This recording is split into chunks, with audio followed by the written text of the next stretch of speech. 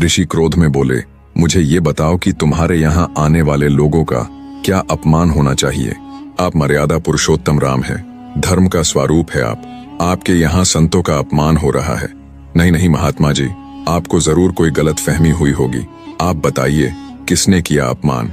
आप पहले मुझे ये बताओ कि तुम्हारे यहाँ संतों का अपमान करने वाले को दंड क्या दिया जाता है, तब बताएंगे हम। महाराज, मेरा धनुष बाण यही रखा है। अगर वास्तव में किसी ने अपमान किया है तो मैं एक क्षण भी विचार नहीं करूंगा, तुरंत अपने बाण की प्रत्यंचा चढ़ाऊंगा, उसे तत्काल मृत्यु दंड दिया जाएगा। भृगु ऋषि हंसने लगे, बोले, बड़ी बड़ी बातें कर रहे हो राम, कुछ कर नहीं पाओगे। राम जी सख्त भाव में बोले, आप कहने में देरी कर रहे हैं भगवान, मैं करने में नहीं करूंगा। आप मुझे बताइए किसने अपमान किया। भृगु ऋषि बोले, मैं तब तक विश्वास नहीं करूंगा जब तक आप अपने अति प्रिय की कसम खाकर नहीं कहोगे कि मैं जिसका नाम लूंगा तुम उसको मृत्यु दंड दोगे। राम जी बोले, बड़ी विडंबना है। फिर भी महात्मा जी, मैं हनुमान की कसम खाकर कहता हूँ, हनुमान मेरा सबसे प्रिय है।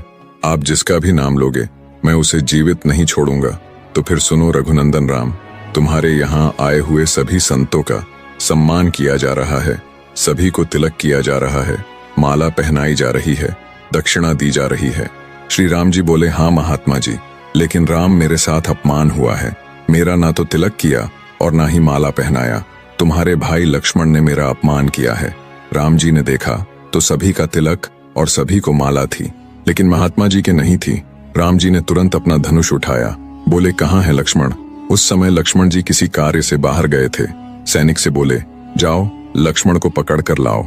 सैनिक दौड़े दौड़े लक्ष्मण जी के पास गए और बोले, लखन भैया आप बचो, जल्दी भागो यहाँ से। लक्ष्मण जी हल्के हैरान भाव से बोले, क्यों, क्या हो गया है। फिर सैनिकों ने पूरी बात बताई कि कैसे भृगु ऋषि ने राम जी से अपने प्रिय की कसम रखाई और फिर आपका नाम लिया। लक्ष्मण जी बोले, अरे नारद जी कहाँ हैं। लखन भैया, नारद जी ने ही ये सबला रायता फैलाया है। आपके जाते ही कोहनी मारकर नारद जी ने ही उठाया था। अब तो आपकी एक ही रक्षा कर सकते हैं। कौन कर सकते हैं। राम जी ने हनुमान जी की कसम खाई है, हनुमान जी चाहे तो आपको बचा सकते हैं। बिना एक पल गंवाए लक्ष्मण जी हनुमान जी को खोजने लगे, लेकिन हनुमान जी नहीं मिले। फिर लक्ष्मण जी वन की ओर भागे और एक गुफा के अंदर गए। वहां शिवलिंग की पूजा कर रही थी माता अंजनी।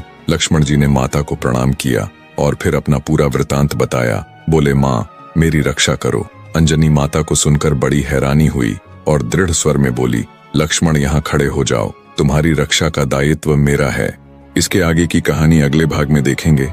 एक बार प्रेम से सभी कमेंट में जय श्री राम जरूर लिखते जाना।